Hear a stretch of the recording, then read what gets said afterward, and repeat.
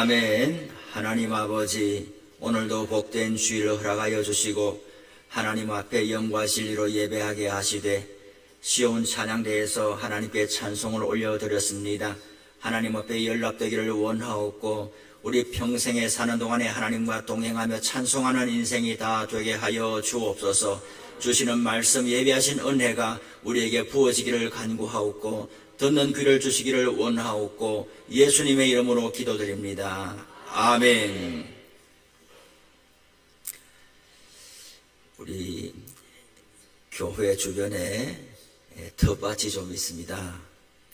거기에 옥수수, 고구마, 고추, 깻잎, 상추, 대추나무, 코스모스, 다양한 식물들이 심겨져 있습니다. 새벽기도 후에 성도님들이 매일같이 풀을 뽑고 식물을 돌보고 있어요. 어떤 분들은 아침 저녁으로 밭을 둘러보고 땀 흘려 수고하는 것을 봅니다.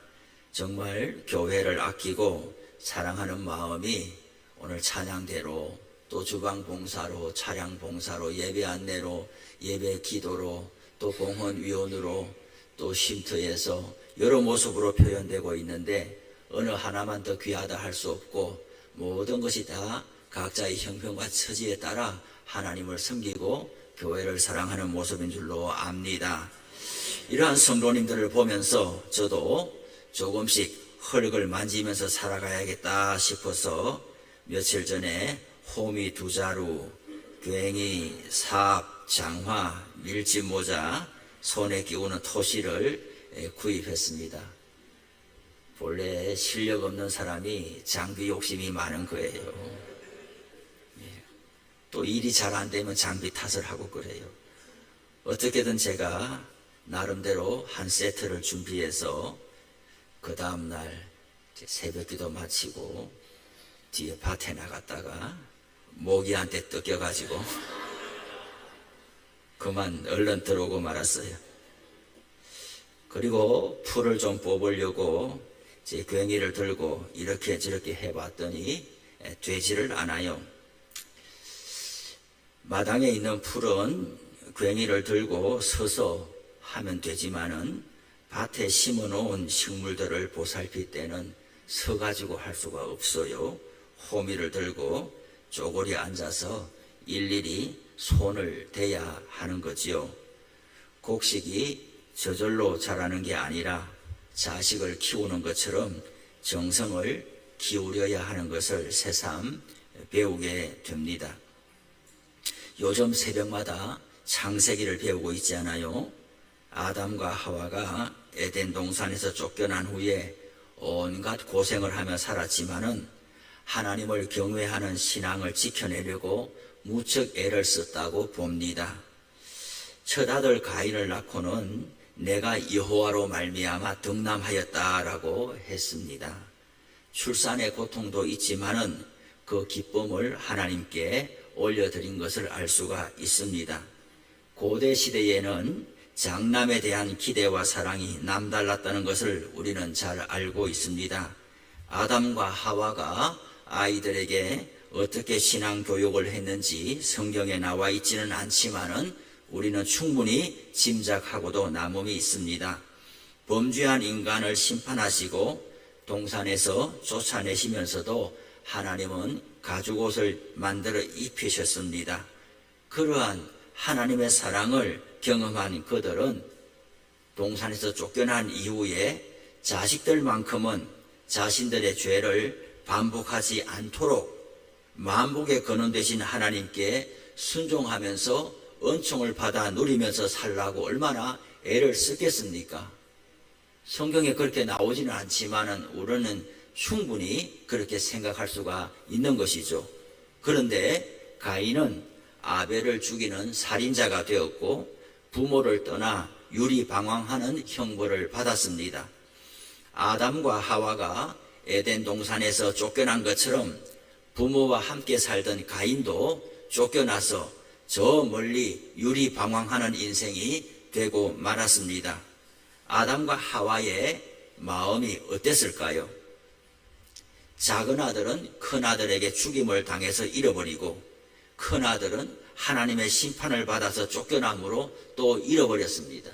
이 부모의 심정이 어떻겠냐고요. 살아도 산 것이 아닌 거죠. 가장 사랑과 애정을 많이 쏟아부은 자식이 가장 불순종하고 부모에게 가슴 아픈 인생으로 떨어져 나갈 때에 그 부모가 어떻게 살겠냐는 거예요. 이런 부모의 마음은 누가 알아줄까요? 누가 위로해 줄까요? 누가 무엇으로 대신 채워줄 수가 있을까요? 부모로서는 최선을 다해서 곱게 길렀는데 자식의 얼굴을 서로 웃으면서 대하지 못할 정도로 관계가 어긋나고, 그래서 실망하고, 그래서 분노하고, 그러면서 또 어김없이 하루 해가 떠오르고 밥을 먹고 일상을 살아가야 하는 사람들의 심정을 누가 알겠냐고요. 그것이 바로 하나님 아버지의 마음이라고 성경은 이야기하고 있습니다. 모든 피조물 중에서 가장 존귀하게 하나님의 형상을 따라 창조하시고 피조물에 대한 권세를 다 위임해 주신 그 사람이 가장 하나님께 불순종하고 가장 거역하는 존재가 되었다라는 것이죠. 가장 사랑하는 사람을 가장 엄하게 문책하고 징계하지 않을 수 없고, 또 그로 인해서 아파하고 울부짖는 것을 보면서 부모는 그 어떤 영광과 자랑도 간 곳이 없고 오직 사랑하는 아이들의 아픔과 고통을 어떻게든 해결해 주시려고 하는 그 하나님 아버지의 심정을 오늘 헤아릴 수 있기를 바랍니다. 그 마음을 배울 수 있기를 바랍니다. 죄에 빠진 모든 인류를 구원하기 위해서 하나님은 아브라함과 그의 후손들 이스라엘을 세우셨습니다. 그들을 하나님의 큰아들 장자로 불러주시고 다른 사람들보다 우선하여 사랑과 은혜를 베풀어 주셨습니다. 출애굽하여 이스라엘을 불러낼 때에 하나님은 그렇게 말했어요. 내 아들 내 장자다라고 말했어요. 세계 만민에게 하나님의 복을 전달하는 마중물 역할을 하라고, 선교의 전진기지가 되라고 먼저 구원의 소식을 전해 주셨습니다. 하지만 그들은 계속 하나님의 마음과는 엇박자로 살았습니다. 우상을 숭배하는 열방보다도 더 악한 모습으로 타락해 갔습니다. 하나님께서 가장 많은 사랑과 열정을 베푼 이스라엘이 가장 하나님으로부터 멀어져 갔습니다. 하나님의 고심이 깊어만 가는 거예요. 농사하는 농부의 마음, 자식을 기르는 부모의 마음은 우리를 향한 하나님 아버지의 마음을 배우는 최적의 환경이 됩니다. 요즘은 각자의 개성과 소신을 충분히 존중하는 사회가 되었습니다. 그것이 각자의 소견대로 옳게 행해도 좋다는 말은 아닙니다. 성경을 볼 때에 하나님 아버지의 마음을 알아가면서 믿음을 가지게 되고 신앙의 깊이를 더해가는 것은 자명한 사실입니다. 농부의 마음, 부모의 심정을 경험하는 것은 신앙에 큰 도움이 된다고 확신합니다. 각자의 개성과 견해를 존중하는 시대입니다. 결혼 안 한다고 하면 안 하는 대로 존중해야 되고, 아이를 안 낳는다 하면 안 낳는 대로 존중해야 줘야 되지, 요즘은 부모라도 마치 사람의 도리를 못하는 것처럼 그렇게 말해가지고는 큰일 나요. 집에도 안 오는 수가 있어요. 아주 뭘 하든 각자의 선택이다, 자유다라고 하는 그런 시대가 되어버렸어요. 직업도 다 마찬가지고 자기들이 선택하면서 하는 것이죠. 그렇잖아요. 뭐든지 사람을 존중하고 인격을 귀하게 여기고 사람을 사람답게 대접하는 세상이 된 것은 하나님의 축복입니다. 그러나 그 자유가 내 마음대로 해도 좋다는 사사시대를 지지하는 것은 아니란 말이죠. 하나님 아버지의 마음을 아는 것이 신앙생활인데, 최적의 환경은 자기가 부모가 되어 보는 거예요. 그러면은 제가 이 설교문을 쓰면서 독신주의자나 비혼주의자들은 그럼 우리는 신앙생활 잘 못한단 말입니까? 이렇게 물으면 제가 꼭 그렇다고 말은 못하겠지만 내 생각이 그렇다는 거요. 이렇게 자식 없이 사는 것보다 자식과 줄다리기 하고 씨름하면서 그 마음을 경험적으로 알아가는 것이 하나님을 알아가는 좋은 길이 된다는 것은 분명한 것 같아요. 세상에 여러 직업이 있지만은 성경은 기본적으로 농사의 일을 말하고 있어요. 예수님도 씨 뿌리는 자의 비유라든지 농사의 비유를 많이 이야기해요. 목축의 비유를. 물론 그 당시에 그 환경 자체가 그러니까 사람들에게 익숙한 소재거리를 가지고 말씀하려고 그랬던 것은 맞지요. 그러나 아무리 도시가 돼도 사람이 흙에서 왔기 때문에 흙을 밟고 흙을 만지고 흙에서 농사하고 이렇게 하면서 그 생물이 어떻게 자라가고 수확하는 기쁨을 맛보는 것은 하나님 아버지의 마음을 알아가는 좋은 길이 된다는 것은 분명한 거예요. 그래서 제가 삽하고 괭이를 가지고 풀을 매려고 했다가 이거 엉터리구나 하는 걸 알지 않았어요. 그래가지고는 아무것도 없는 저 마당에서는 풀을 없애면 돼요. 근데 곡식이 서 있는데, 옥수수가 서 있는데, 고구마가 서 있는데 삽을 가지고 해서 되겠어요? 그러면 그 곡식도 다 다치는 거예요.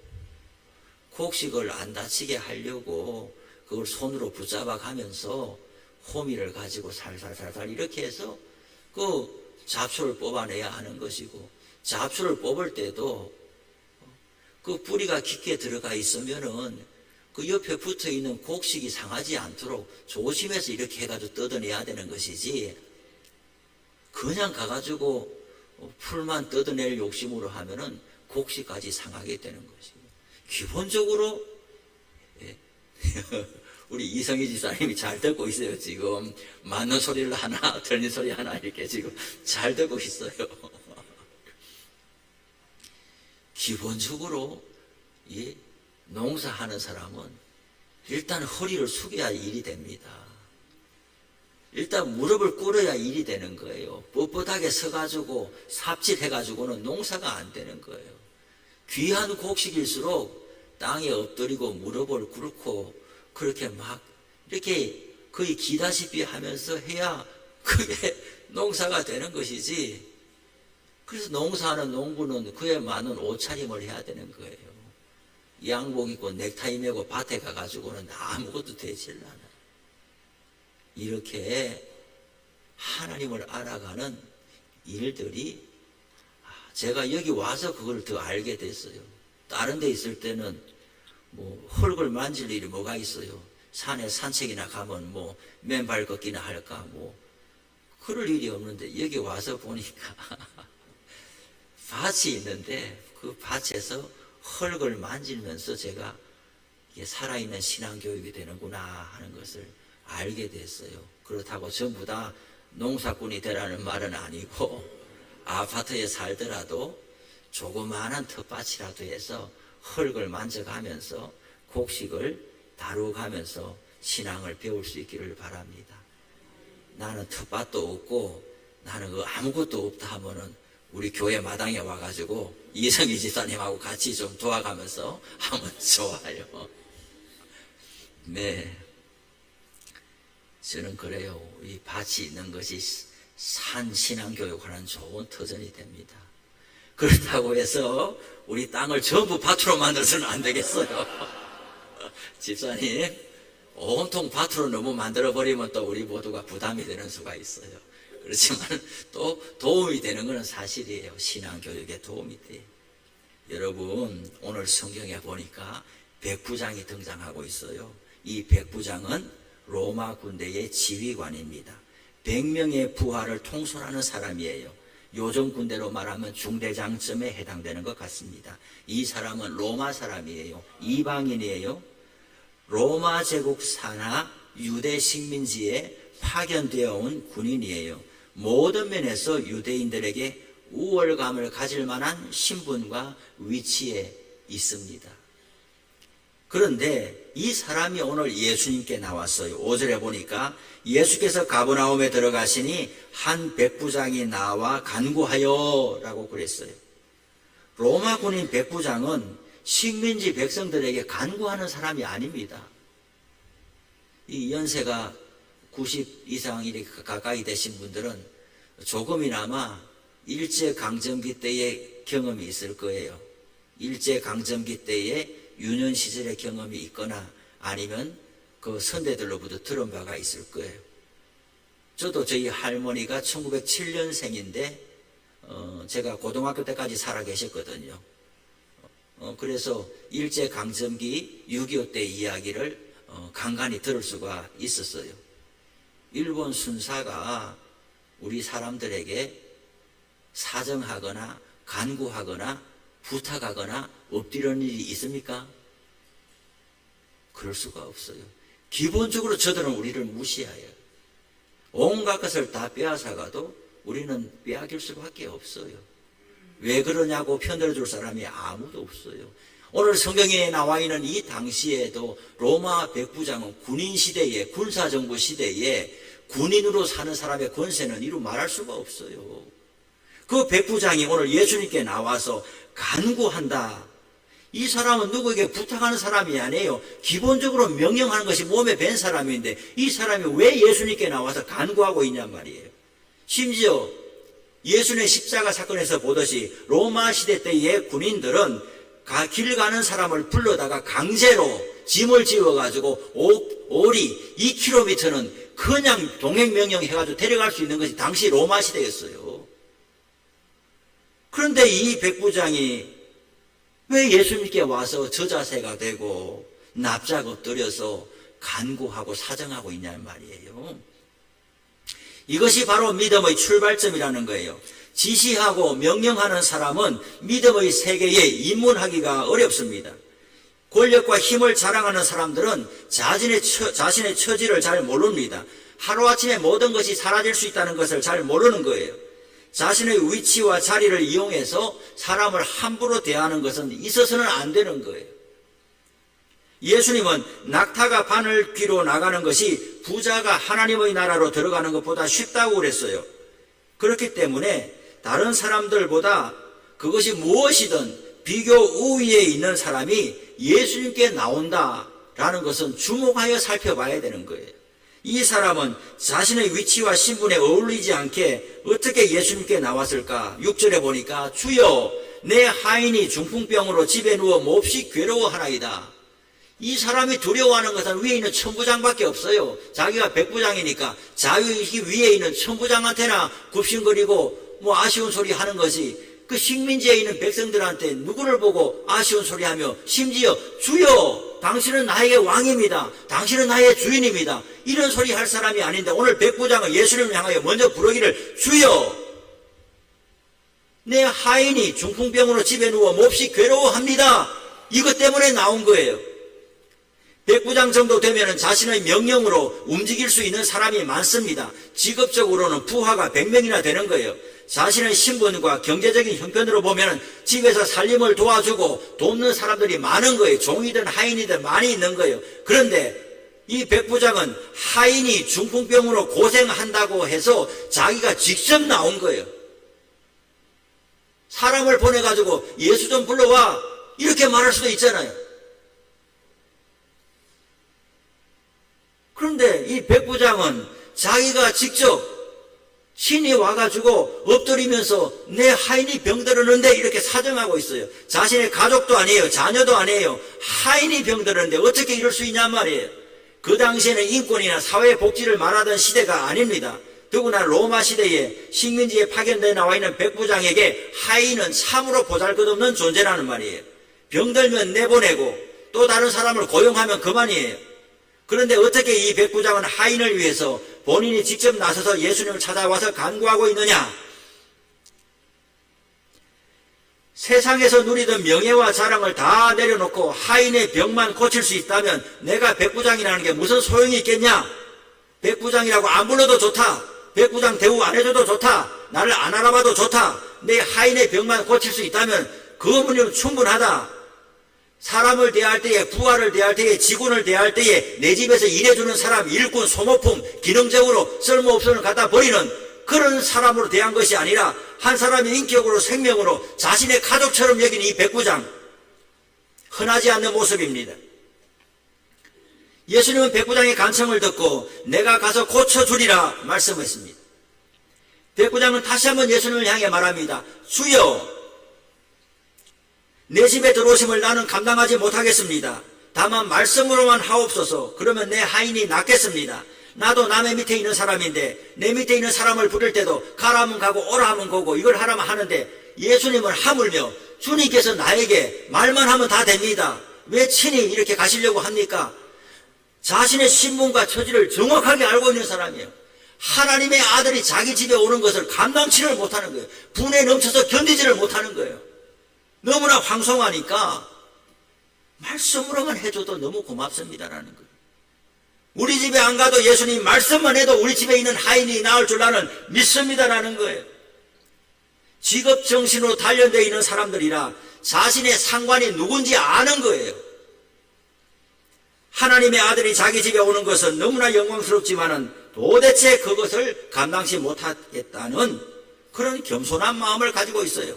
사람이 자신의 위치를 모르면 오만하고 방자하게 됩니다. 모든 사람은 하나님의 피조물이고 하나님은 사람에게 주권을 행사할 수 있는 분은 당연한 것이죠. 내가 만약에 다른 사람보다도 더 높은 자리에 있다면, 그래서 아랫 사람들이 말을 잘 안 듣는다고 화가 난다면 내 위에 하나님이 있다는 것을 생각해야 돼요. 이 백부장은 자기 밑에 부하가 100명이나 있지만 자기 위에 예수님이 있다는 걸 정확하게 알았어요. 내가 부모인데 자식들이 나 부모 대접 안 해준다고 해서 속상하고 자식과의 관계를 부모가 나서서 망쳐버린 사람들이 있습니까? 그러면 자기 위에 진짜 부모 되는 하나님이 있다는 걸 생각해야 돼요. 나는 하나님께 어떻게 하고 있는데 내 자식들이 나한테 대우 안 해준다고 불평하고 원망하는 사람이 있습니까? 내가 내 자리에 있으면 내 위에 어른이 있다는 것을 알아야 된단 말이죠. 저는 이 교회 담임 목사로 왔습니다. 그러면 제도적으로는 목회자 중에서는 제 위에 아무도 없어요. 장로님들과 잘 협력해야지만 장로님들이 목회자는 아니잖아요. 그럼 내가 담임 목사니까 내 마음대로 해도 되느냐? 내 위에 하나님이 있다는 걸 내가 알아야 되는 거죠. 인사권은 당회에서 행사하죠. 재직과 공동회에서 인사권을 행사하죠. 그렇지만 거기에 제가 눈치 보고 따라다녀서 되겠습니까? 하나님이 나의 인사권자라는 걸 항상 생각하고 살아야 되는 거죠. 온 교회가 다 원해도 하나님이 가라 그러면 가야 되고, 온 교회가 싫다 그래도 하나님이 뜻이다 그러면 제가 그 모든 수모와 굴욕을 무릎속으로라도 버텨내야 되는 것이죠. 하나님이 주인이라는 걸 알아야 교회가 뒤탈이 없는 것이죠. 내 위에 사람 없다 이런 생각 가지고는 뭐든지 안 되는 거예요. 사람들이 올려주고 칭송하고 높은 자리에 올라갈수록 자기 위에 진짜 어른이 있다는 걸 아는 사람만이 그 공동체에서도 존중받고 귀히 여김을 받는 거예요. 우리 지금 우리 사회 대통령으로 인해서 얼마나 큰 갈등과 문제가 있어요. 묻지도 않고 따지지도 않고 여기저기 막 줄 서서 따라가는 사람들이 많아요. 그런데 핵심은 뭐냐? 내 위에 진짜 인사권자가 있다는 걸 알고 행동하느냐는 거예요. 그게 핵심인데 내가 같은 당이냐? 여기저기 휘둘려서는 안 되는, 그래가지고 우리 기독교인이 되질 않는 거예요. 정치의 색깔 이런 거 휘둘리지 말라는 이야기예요. 성경이 말하는 걸 뭘 말하는 거냐? 내가 높은 자리에 있을수록 내 위에 임명권자가 있다는 걸 알아야 돼. 대통령이 내 위에 임명권자가 있다는 걸 생각지 아니하고 살아가니까 온통 뒤탈이 이렇게 많은 거란 말이에요. 이 백부장을 보세요. 군사시대의 백부장의 권세가 얼마나 큰데 나는 천부장하고 황제만 신경 쓰면 되는데 이 사람은 영안이 열리니까 황제와 백부장, 천부장도 있지만은 내가 하나님의 아들을 모셔야 된다는 걸 아는 거예요. 이것이 신앙의 영안이 열리는 거란 말이죠. 이 모습을 하나님이 유대인들에게서 기대했는데 유대인들은 이런 모습을 못 보이고 어디서 왔는지 이방인이 군인이 이런 모습을 보이고 있다는 이야기예요. 이방인을 왜 지었느냐? 지옥의 땔감으로 지었다 이렇게 무시하고 조롱하던 유대인들이 정작 본인들은 하나님의 맏아들이 되고 하나님의 큰아들이 되어가지고 온갖 하나님의 사랑과 은혜를 다 받아 누리고 그랬는데도 정작 열매는 이방인처럼 악한 열매를 맺고, 하나님의 아들이 왔는데도 그냥 배척하고, 특별 은총을 받은 사람은 특별하게 사명을 감당해야 되는데, 특별 은총을 받은 사람이 일반 은총 받은 사람보다도 더 못하게 된단 말이에요. 특별 은총이 뭐예요? 이스라엘을 출애굽시킨 게 특별 은총이에요. 나는 너희 하나님이라고 하나님이 단독적으로 만나가지고 계약을 맺은 게 특별 은총이에요. 일반 은총은 뭐예요? 모든 사람에게 햇빛과 비와 공기를 주신 게 일반 은총이에요. 특별 은총을 받았으면 특별하게 사명을 감당하고 귀하게 살아가야 되는데, 유대인들은 그렇지를 못한 거예요. 로마인을 위해서 하나님 무슨 특별한 은총을 베풀었어요. 그래서 되는 사람은 이 바람의 숨결만 듣고서도 하나님 앞에 가야 되겠다는 생각이 드는 거예요. 되는 사람은 전도대가 지나가는 것만 쳐다보고도 내가 예전에 교회 다니는 사람이 내가 여기 왜 와 있냐, 마음에 큰 깨달음이 오는 거예요. 집에 찾아가서 두들기고 해도 안 돌아오는 사람은 안 돌아오는데 왜 그러냐고요. 정말 하나님이 기뻐하시는 이 모습이 어디서 왔느냐? 이방인 백부장에서 왔다는 이야기예요. 이런 믿음을 오늘 우리가 가질 수 있기를 바랍니다. 저는 우리 교회가 이런 백부장과 같은 믿음 가진 교회가 되기를 바라는 거예요. 이 백부장은 예수님이 깜짝 놀라서요, 예수께서 들으시고 놀랍게 여겨 이르시되, 이럴 수가 있냐는 거예요. 와서 안수 기도를 하든지 집에 신방을 오든지 이 믿음만 해도 귀한 믿음인데, 집에 오지도 않고 말씀으로만 해도 우리 집에 있는 하인이 낫겠다는 믿음을 예수님이 깜짝 놀라면서 하는 말씀이, 이스라엘 중에 아무에게도 이런 믿음을 내가 본 적이 없다, 최고의 칭찬을 하시면서, 그런데 이렇게 동서로부터 세계 만방에서 안 믿는 이방인들은 예수 믿겠다고 나오는데, 정작 나라의 본 자손들은, 특별 은총을 받은 사람들은 완전히 안 믿으려고 주변으로 막 달아나는 거예요. 예수님은 말했어요. 백부장에게 이르시되 가라, 네 믿은 대로 될지어다. 오늘 설교 제목이 네 믿은 대로 되는 거예요. 우리는 이 유교리에 우리 교회가 있습니다. 포천에 우리 교회가 있어요. 우리 교회를 아는 사람들은 많지 않아요. 이제 한 교회가 우리 교회를 알게 됐는데, 구이 교회가 우리 교회를 알게 됐어요. 그 전까지는 몰라요, 몰라. 이 동네에 사는 사람들이 알까 누가 알겠어요. 우리 스스로도 어떤 자존감이나 어떤 그런 자신감이 참 이렇게 부족했을 수가 있어요. 저기서 무슨 선한 것이 나오겠냐 할 수 있어요. 큰 교회 지은 포천 감리교회는 와, 사람들이 많이 가니까 훌륭하다 생각할지 모르죠. 저기 옆에 새로 크게 지어놓은 가산교회는 사람들이 보고 야, 언덕위에 참 좋은 교회가 섰구나 할 수 있어요. 그러나 그런 것들로 다 하나님의 귀한 역사지만은 안에 있는 사람들이 어떤 신앙의 기백과 믿음의 용량을 담고 있느냐가 중요한 거예요. 예수님이 보실 때 깜짝 놀라면서 저기서 어떻게 저런 믿음의 소리가 나오느냐. 백부장이 자기 하인을 위해서, 백부장도 소용없다, 그냥 예수님이 고쳐만 주면 나는 백부장이고 뭐 괜찮다, 생명이 귀하다, 자기 자식도 아니고 친척도 아닌데 말이죠. 그런 것처럼 우리 교회도 그런 용량이 큰 사람들이, 이 백부장과 같은 사람들이 도처에서 나오기를 원하는 거예요. 그가 우리 친척이냐 자식도 아닌데 어려움을 당한 사람을 보고, 불신 가운데 떨어진 사람을 보고, 인생의 길을 잃은 사람들을 보고 안타까운 마음을 가지고, 내 부모 형제는 아니지만은 예수님께 간절히 기도하면서 저 영혼을 불쌍히 여겨달라고. 어쩌면 이 집에 누워있는 하인은 백부장이 자기 때문에 예수를 찾아갔는지 모를 수도 있어요. 백부장이 엄청나게 그냥 비교되는 저 사람한테 야, 나 예수님께 좀 갔다 올게 이렇게 말했겠어요? 부모의 마음을 자식이 잘 모르는 것처럼 그것이 큰 사람들의 마음은 사람들이 잘 모른단 말이에요. 그런데 이 사람이 갑자기 그냥 열기가 내리고 병이 나왔는데 이게 왜 나왔냐, 이게 본인은 모르는데 이유가 없는 것이 아니라 백부장이 예수님을 찾아갔기 때문에 있는 거예요. 어떤 사람들은 말하기를 자신이 형편과 처지가 나아지고 어둠의 권세에서 해방되고 좋은 모습으로 달라지는 것을 보면서 이유를 찾지도 않고 이유도 모르고 그냥 재수 좋다 막 이렇게 말하면서 걸성걸성 살아가는 사람들도 많아요. 재수 좋은 게 아니고 어쩌다가 운이 좋은 게 아니고 자기가 모르는 누군가가 열심히 기도해오고 있다는 걸 모르는 거예요. 그러니까 신앙에 철이 없는 거예요. 나이 들어도 누군가 자기를 위해 기도하고 있다는 생각이 안 나면 철없는 사람인 거예요. 나이 들고 돈 많고 부유하고 권세 있고 이래도 하나님을 모르면 어린아이와 같은 거예요. 우리 모두는 지금 우리가 이 자리에 있는 것은 내가 너를 위해서 기도하고 있어. 이런 사람들은 본인이 알겠지만 그렇게 말하지 않은 채 기도하는 수많은 사람들이 여러분과 저에게 있다는 걸 아십니까?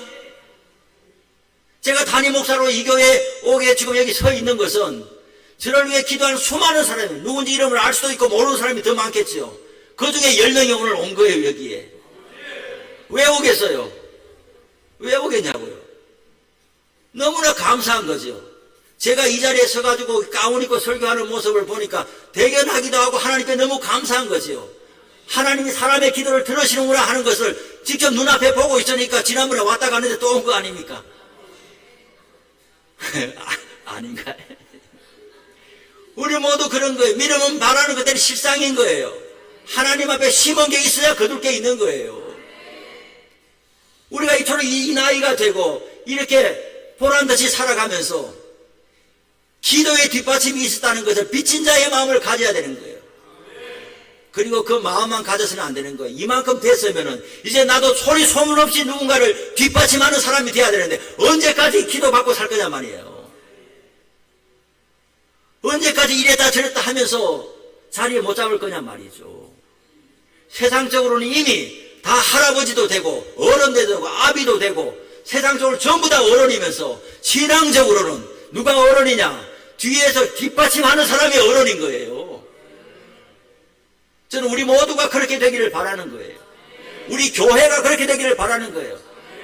우리 교회가 뭐 시설이 좋으니까 와보세요 뭐 이렇게 자랑할 수는 없겠지만은 우리는 꿈을 꿔야 되는 거예요. 성도의 기상과 기백이 살아있는 교회가 될 수 있는 거예요. 우리 교회를 바라볼 때에 사람들이 와보고 싶은 교회가 될 수는 있는 거예요. 그리고 그 교회에서 나도 그 목사님과 성도들과 함께 교회를 섬기고 싶다. 그런 소원을 가질 수 있는 교회가 될 수는 있는 거예요. 이거는 돈이 없어도 될 수가 있어요. 신앙의 연수가 적어도 될 수가 있어요. 어떤 열망을 가지고 하나님 앞에 붙어 있느냐, 이것이 중요한 거예요. 저는 앞으로도 우리 교회가 더 자부심을 가지는 교회가 되기를 원해요. 조금도 주눅들지 아니하고 어디를 향해서든지 우리 교회 하면 와보라 말이 무색하고 부끄럽지 않도록 교회를 입고 갔으면 싶은 거예요. 요즘에 그런 교회가 많지 않아요. 어느 교회에 내가 몸담고 있고 충성봉사하고 있지만 정말 내 교회가 자랑스러우느냐? 많지 않을 수 있어요. 저는 우리 교회가 뭐 재정이든 뭐 규모든 도시에 있는 이런 걸 다 떠나가지고 한 사람 한 사람이 이 백부장과 같은 믿음을 가지고 소원을 함을 가지고 꿈을 꾸고 소망을 주는 교회가 되기를 바라는 거예요. 그 예수님이 깜짝 놀라면서 요즘도 그런 교회가 있냐? 요즘도 그런 성도가 있냐? 그럼 예수님께서 너무나 흔쾌하게 네 믿은 대로 되라. 이런 말씀을 듣는 교회가 되고 싶은 거예요. 저는 우리가 교회가 이 지역뿐만 아니라 늘 새벽마다 말씀드리고 기도하지만은 나라와 민족을 품는 교회가 되기를 바라는 거예요. 아무도 우리에게 세상적으로 그런 권세를 준 적도 없고 우리를 알아준 적도 없지만은 우리가 나라와 민족을 위해서 하나님께 기도하고 대통령과 위정자들을 위해서 기도하고 정치색 따라서 막 휘둘리는 사람 아니고 하나님 앞에서 이 나라를 부탁하고 의탁하고 기도를 심는 우리 교회가 되기를 바라고 그것이 신앙의 그릇이고 믿음의 그릇이고 우리는 그런 교회가 되기를 바랍니다. 저는 이 기대와 이 소망이 이루어질 것이라고 믿습니다. 저는 오늘도 우리 권사님 장로님들 오셨지만 누구를 만나도 할 말이 많아지는 거예요. 자랑하고 싶은 말이 많아지는 거예요. 전에는 구의교회가 또 좋았지만 또 지금은 또 우리 교회가 또 좋아집니다. 제가 자신이 없고 할 말이 없으면 그냥 누구를 만나는 것이 싫어지잖아요. 그런데 지금은 누구든지 손님으로 오면 좋다는 거예요. 할 말이 있고 우리 교인들 자랑할 것이 있고 우리 교인들의 열정과 신앙을 말할 것이 있는 거예요.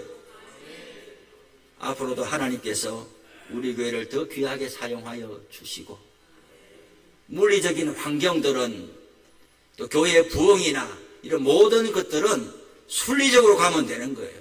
하나님이 열어주시는 만큼 가면 되는 거예요. 하고 싶다고 되는 게 아니에요. 하지만 우리가 욕심내야 될 것은 백부장의 오늘 믿음을 욕심내야 되는 거예요. 세상에 여러 교회가 있지만은 다른 교회를 폄하하거나 비판할 그런 죄를 범하면 안 되는 거예요. 우리가 잘 되고 다른 교회도 우리처럼 잘 되기를 바라야 되는 거예요. 이 믿음과 소망을 가지고 먼저 마중물이 되어서 붙자는 이야기예요. 포천지역에 부어야 되는 거예요. 우리 교회가 부어야 되는 거예요. 시대가 그렇다, 사람들이 다 그렇다, 그런 말 하면 덕될 게 하나도 없어요. 안 되는 중에 되면 더 빛을 발하는 거예요. 안 되는 중에 일어나야지 더 빛을 발하고 소망을 주는 거예요. 우리 교회가 그런 교회가 되기를 바랍니다. 백부장의 믿음을 소유할 수 있기를 바랍니다. 우리 모두가 한 공동체가 되었으니까 그러한 미래를 향하여 한 걸음 한 걸음 나아가기를 바랍니다. 사보로 괭이로 근성근성 서가지고 해서 될 일이 아니에요. 전부 다 신앙의 호미를 들고 무릎을 꿇고 엎드려가지고 밭을 매야 되는 거예요. 그래야지 역사가 일어나는 거예요. 좋은 곳으로 서가지고 폼재가지고는 아무도 되는 게 없어요. 그래가지고는 있는 옥수수마저 다쳐버리고 마는 거예요. 고구마도 못 따고 마는 거예요. 신앙적으로 영적으로 바짝 엎드려가지고 무릎 꿇고 두 손을 가지고 매가면서 해야지 교회가 일어서는 거예요. 그런 교회, 그런 역사가 있기를 바랍니다. 하나님 감사합니다. 오늘도 주일 주시고 우리에게 예배의 시간도 주시고 말씀을 불어넣어 주시니 감사합니다. 백부장의 믿음처럼 예수님을 깜짝 놀라게 하고 마음을 흐뭇하고 기쁘게 하는 그런 믿음의 용사들이 다 되게 하여 주시고 우리 교회가 그런 교회로 일어서게 하여 주시옵소서. 예수님의 이름으로 기도합니다. 아멘.